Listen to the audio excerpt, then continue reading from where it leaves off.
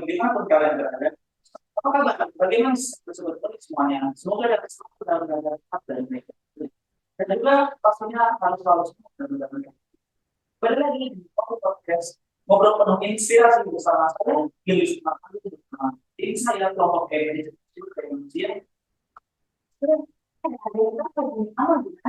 Saya Edi Kedita. Saya Muhammad Nida. Dan kami adalah mahasiswa manajemen PJ University Makassar.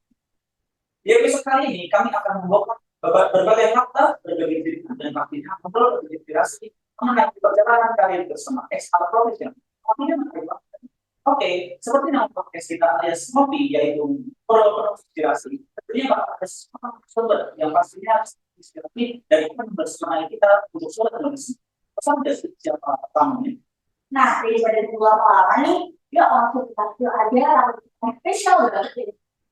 Jadi episode sebelumnya, itu ya merupakan pertama dan supervisor dari AF Portfolio. Itu bahkan siapa? Namun pada kesempatan kali ini, Bapak berhalangan hadir secara online, sehingga akan bersama kami melalui Zoom. Nah, mungkin sekarang kami akan memberikan beberapa pertanyaan untuk Mbak Rosi, Mbak Oci ya. Mungkin bisa dimulai dari teman saya. Oke, baik. Terima kasih banyak Gil dan kawan-kawan dan juga Mbak Rosi atas kesempatannya untuk hadir di podcast pada hari ini. Sebelumnya tak kenal sama kata sayang ya Mbak ya.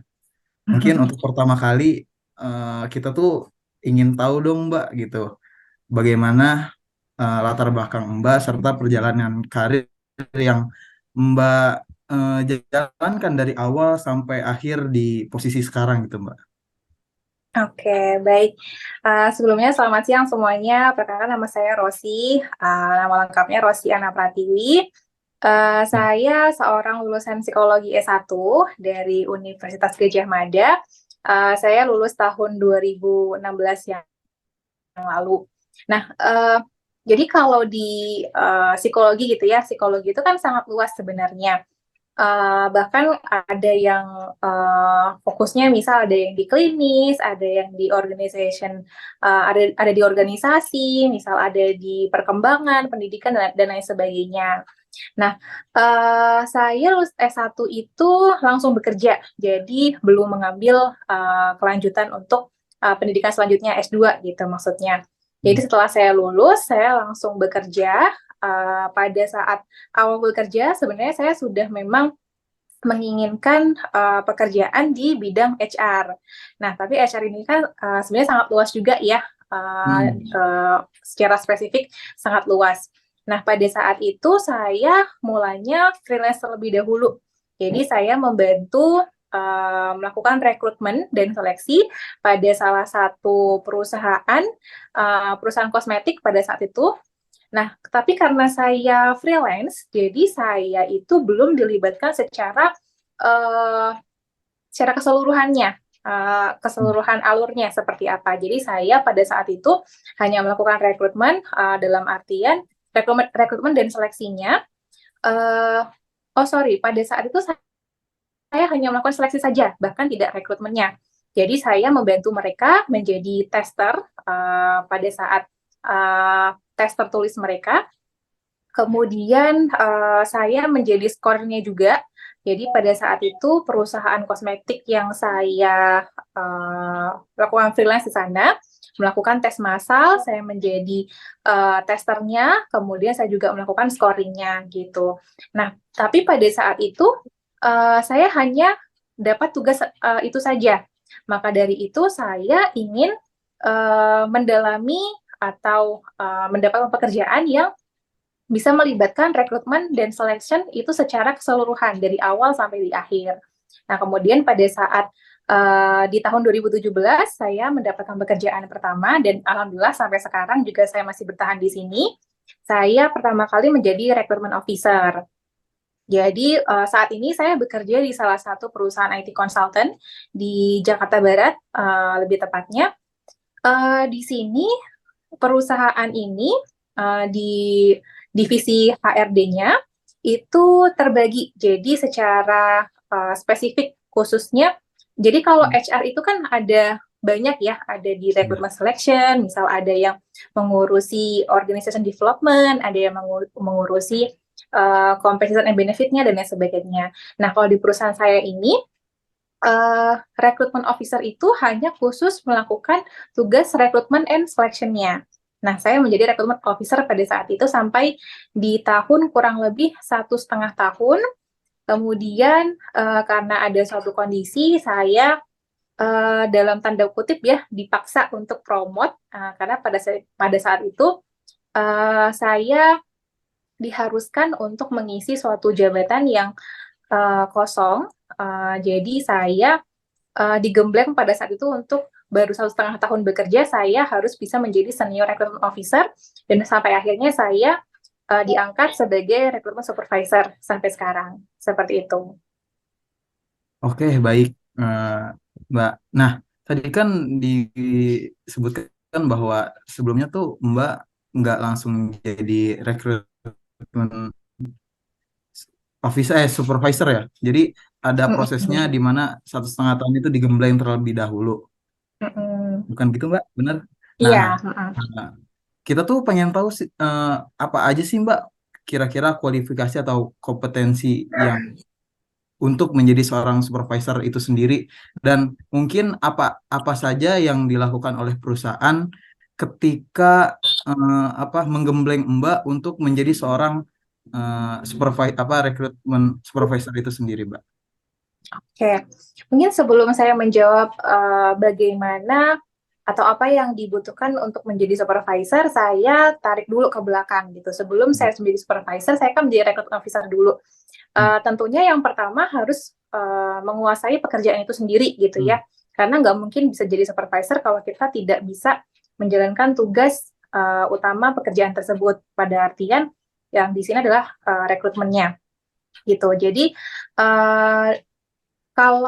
jadi gini, setiap perusahaan itu berbeda-beda ya tugasnya rekrutmen. Jadi ada tim rekrutmen yang melakukan tes sendiri. Jadi tesnya dilakukan di perusahaan itu juga, kemudian interview dan seterusnya.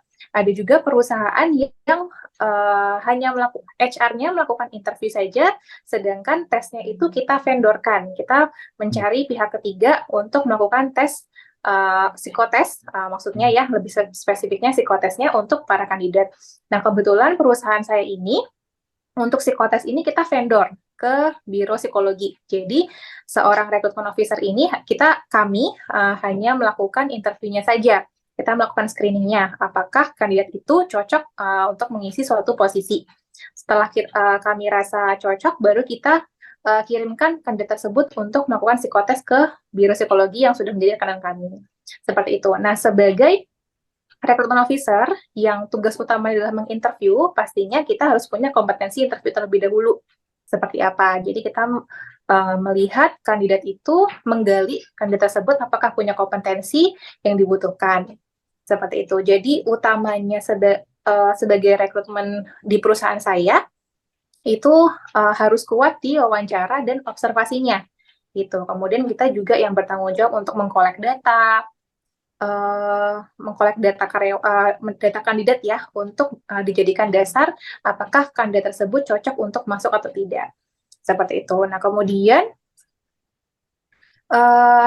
pada saat saya dipromot untuk menjadi senior recruitment officer yang nantinya sebagai diarahkan untuk menjadi supervisor, tentunya saya punya tim gitu ya. Saya saat ini punya 4 anggota dalam satu tim.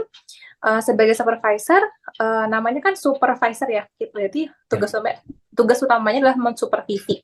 Jadi saya memantau anggota tim saya apakah mereka bisa melakukan tugasnya masing-masing, mengontrol mereka, mengarahkan mereka sehingga tujuan dari tugas pekerjaan ini kita bisa tercapai. Itu sih. Jadi sebagai supervisor yang pastinya sebagai sebagai rekrutmen itu interview kita harus bisa interview dan observasi dan mengatur tim gitu. Apakah ada pelatihan-pelatihan khusus Mbak yang dicanangkan oleh perusahaan untuk Mbak ke depannya, dalam artian ketika itu gitu Mbak, bukan sekarang gitu. Oke, pada saat itu tadi kan saya termasuknya karir saya cukup ekspres ya pada saat itu. Ngebut juga tuh 1,5 tahun saya diproyeksikan untuk bisa menempati supervisor. Itu pada saat itu saya ditrainingkan dari perusahaan, mengikuti training supaya saya mendapatkan gambaran bagaimana tugas HR secara keseluruhan. Karena kan sebenarnya kalau dilihat saya masih fresh graduate ya pada saat itu, di mana pengalaman saya belum banyak, pengetahuan saya juga belum banyak. Jadi pada saat itu saya ditrainingkan dan karena kalau training itu juga tidak bisa menjamin berhasil sepenuhnya ya. Jadi setelah training ya dicemplungin aja gitu supaya saya bisa merasakan sendiri dan belajar dalam prosesnya gitu. Tapi memang ketika training, apakah emang skill-skill yang diajarkan ketika training itu sangat terpakai sekarang, Mbak? Atau mungkin ya beberapa aja atau gimana, Mbak? Hmm, Di lapangannya gitu kalau ketika sudah terjun kalau menjadi supervisor recruitment. ya, kalau berguna pasti berguna ya, tapi secara real itu justru yang kita tuh banyak belajar dari pengalaman. Itu yang memperkaya diri kita adalah pengalaman gitu. Karena kalau pada saat training kan kita dapat ilmunya ya, tapi kalau tidak diaplikasikan ya sama aja gitu. Justru pengalaman real di lapangan itu yang membuat kita menjadi banyak belajar. Jadi, oh kalau kayak ketemu case kayak gini harus kayak gini, ketemu case kayak gini harus kayak gini. Karena kan satu case aja bisa berbeda kita bersikapnya, meresponnya gitu. Oke, baik. Ini selanjutnya ada pertanyaan nih, Mbak, dari teman saya yang bernama Grace. Kayaknya udah antusias Oke, banget. terima kasih. Terima kasih Mik dan makasih juga Mbak Oci atas pembahasannya tadi. Sebelumnya kan Mbak Oci ini menjadi supervisor dan sebelum dipromosikan menjadi senior recruitment, pastinya setiap individu ini kan memiliki tujuan ya masing-masing dan juga senilai dengan tujuan perusahaannya masing-masing gitu.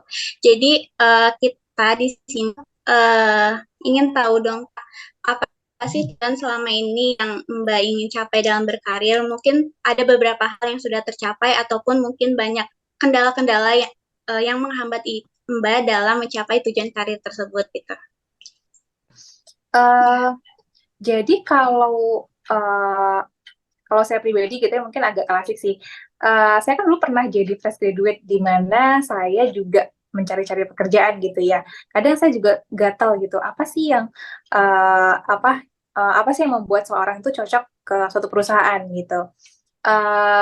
Dan pada saat saya freelance itu saya melakukan tes itu klasikal. Jadi ketika sekali tes itu bisa sampai 500 orang gitu yang peserta untuk tes gitu.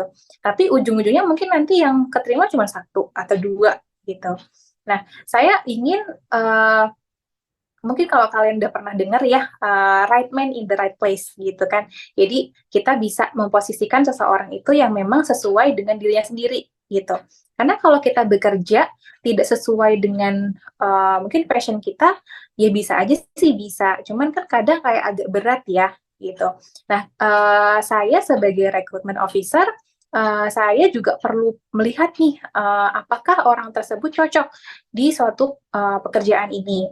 Apakah orang tersebut cocok ketika masuk di perusahaan ini? Karena pastinya setiap perusahaan punya culture yang berbeda, setiap posisi pekerjaan pasti punya tuntutan yang berbeda gitu. Nah, kita sebagai rekrutmen kita harus jeli nih melihat orang ini bagus, tapi maksudnya bagusnya misal dia orangnya pinter, komunikasinya bagus, kerja keras, rajin dan sebagainya.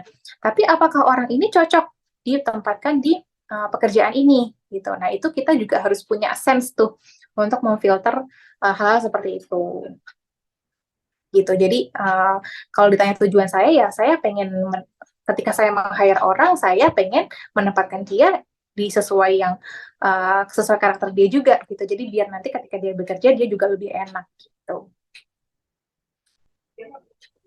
Kalau misalnya nih Mbak, eh, ketika proses rekrutmen, apa yang diberikan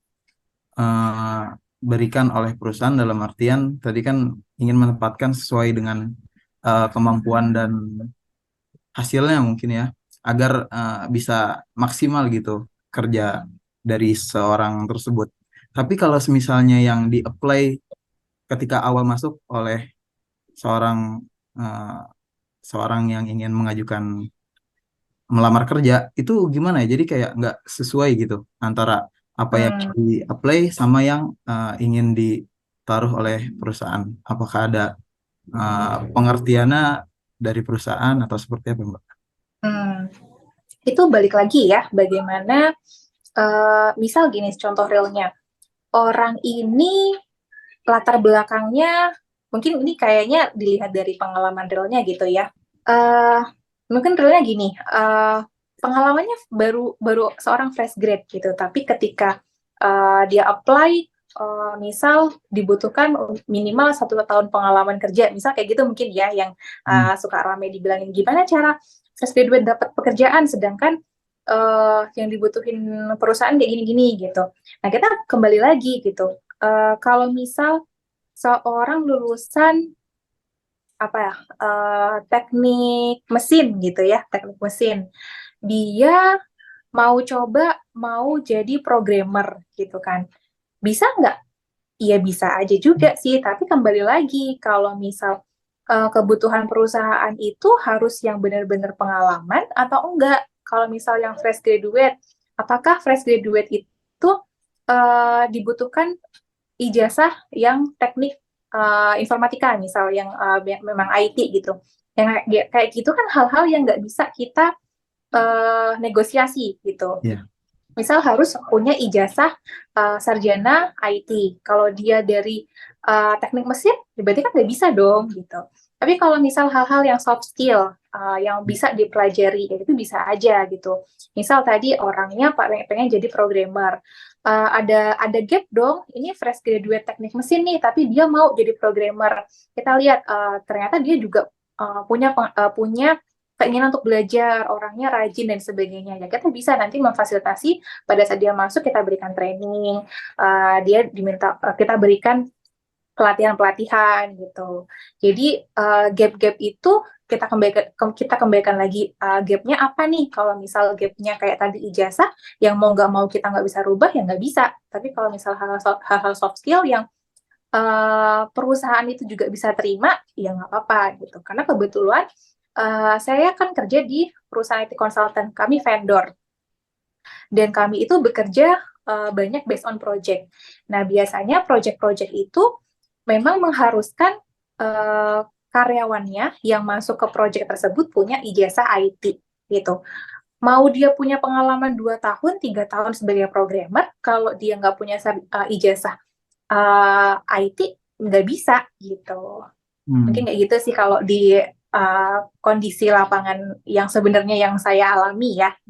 Itu, Mbak. Oh, baik Mbak Oci, sebelumnya tadi kan ternyata jadi seorang rekrutmen itu harus pandai juga mengobservasi orang, terus mengarahkan orang bagaimana dia cocok dengan perusahaan atau tujuannya senilai dengan perusahaan itu. Dan mungkin ada kendala nggak sih dari Mbak Oci sendiri terkait mengobservasi ataupun mengarahkan orang itu ke dalam perusahaan sendiri, Pak?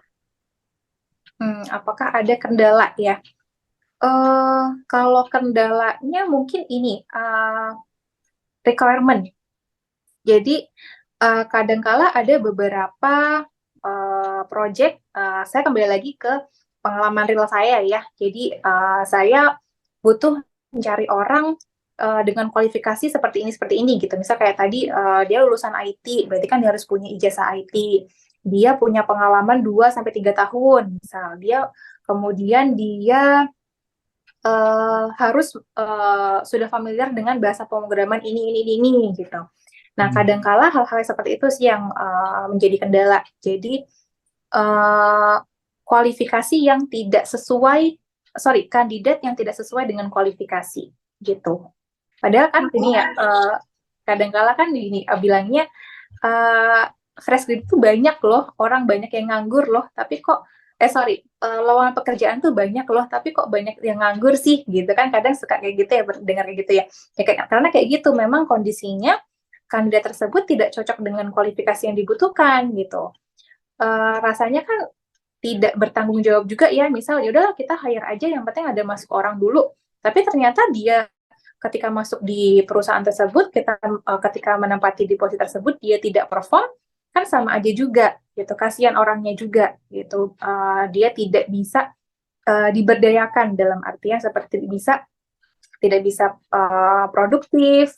Ngapain kita kalau dari sisi perusahaan ya, bahasa kasarnya ya, ngapain kita hire orang kayak gitu padahal dia nggak bisa kerja kayak gitu. Jadi di lapangan kendalanya seperti itu.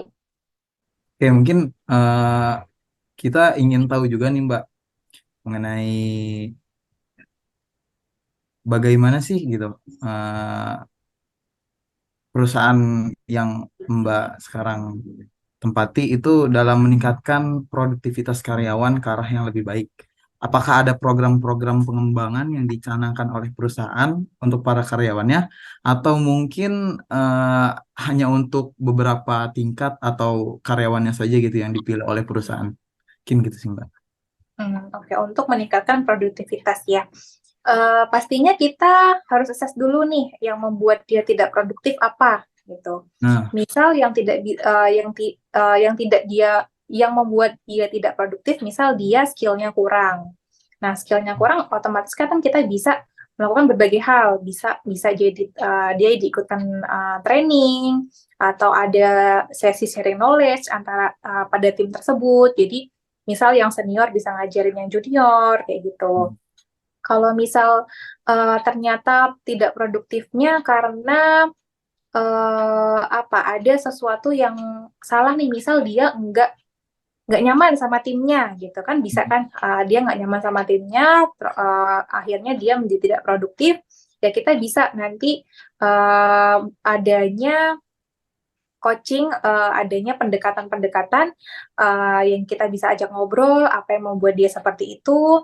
Misal dia nggak cocok sama atasannya gitu ya, kita nanti bisa ngobrol juga sama atasannya. Nah, berarti yang perlu di training juga nih, yang diberikan pengertian juga nih sama atasannya juga nih. Oh, bagaimana cara atasannya itu mengatur timnya, bagaimana atasannya itu bisa berkomunikasi baik dengan timnya gitu. Jadi yang pasti harus assess dulu apa yang membuat dia tidak produktif.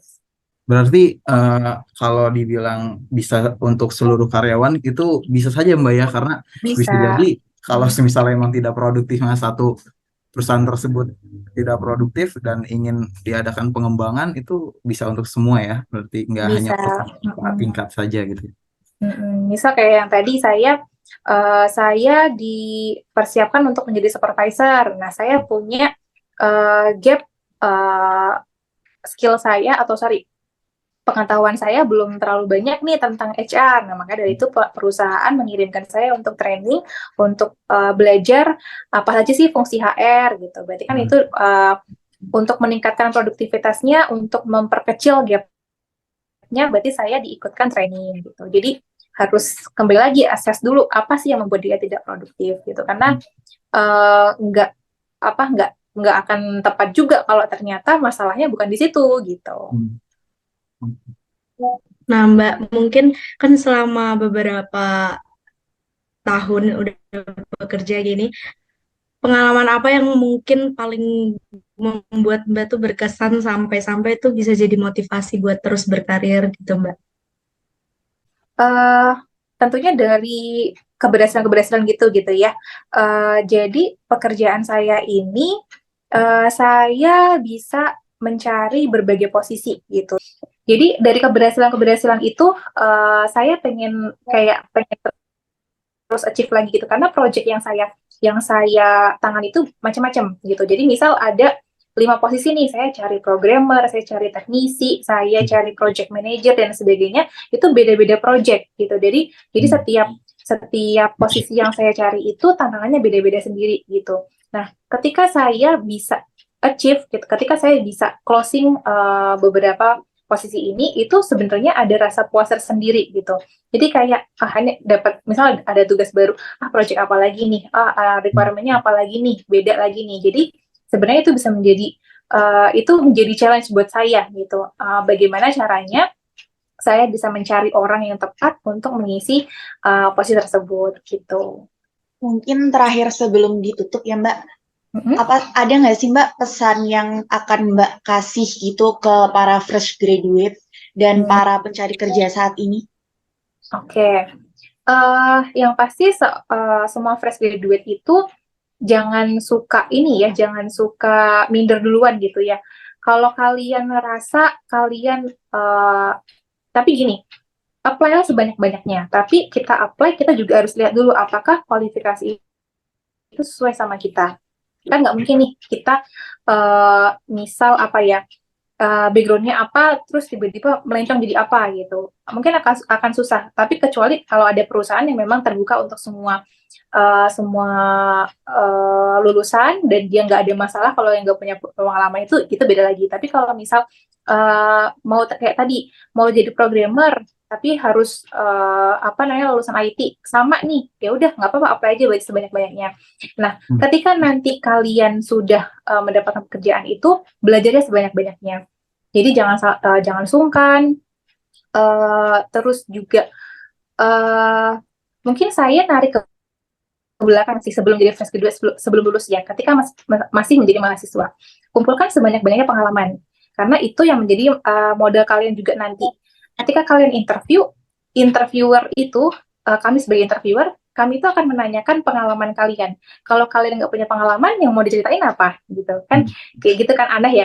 Misal kita pengen tanya, waktu kuliah ngapain aja gitu. Oh, cuman kuliah, pulang, habis itu udah nggak ngapa-ngapain. Soalnya sebenarnya enggak juga. Yang kita pertanyakan waktu pulang ngapain gitu. Bisa jadi dia mau belajar sendiri, ya nggak apa-apa. Tapi beda lagi kalau misalnya habis kuliah, pulang ngapain? Ya udah, saya cuma main aja. Nah, itu kita bisa lihat, berarti mungkin orang tersebut kurang punya motivasi mungkin, atau mungkin dia kurang mau berkembang gitu. Jadi pada saat mahasiswa, banyak-banyaklah pengalaman, organisasi juga, karena organisasi juga cukup penting untuk melatih kita kerjasama, melatih kita juga komunikasi dalam tim gitu. Karena kalau kita bisa aja sih waktu jadi mahasiswa kita kerja sendiri, nggak apa-apa lah yang nggak punya teman gitu. Tapi ketika kita masuk ke dalam dunia pekerjaan, nggak bisa kayak gitu. Kita harus bisa untuk bekerja sama, kita harus bisa komunikasi dalam tim. Itu sih mungkin. Nah, dari yang disampaikan dari Mbak Rosi tadi, dapat kita simpulkan bahwa sebagai seorang mahasiswa, banyak banget nih hal-hal yang bisa kita persiapkan untuk perjalanan kita ke depan. Sehingga ketika kita sudah lulus, tidak menutup kemungkinan kita dapat mendapatkan pekerjaan yang sangat layak dan ada di perusahaan yang sangat bergengsi seperti Mbak Rosi. Oke, Sobat Ngulik, udah lumayan lama nih kita ngobrol-ngobrol sama Mbak Oci. Kita juga udah dapat banyak ilmu dan insight baru yang tentunya bermanfaat buat kita. Nah, mulai dari perjalanan dari Mbak Rosi sampai ke kiat-kiat yang harus kita persiapkan sebagai mahasiswa. Dan masih banyak lagi. Nah, Mbak Rosi, terima kasih banyak ya udah bangun sharing ke kami. Oke, Mbak Rosi, sebelumnya aku ucapkan juga terima kasih banyak karena sudah bersedia untuk menjadi narasumber kita dan pastinya inspirasi soal kondisi.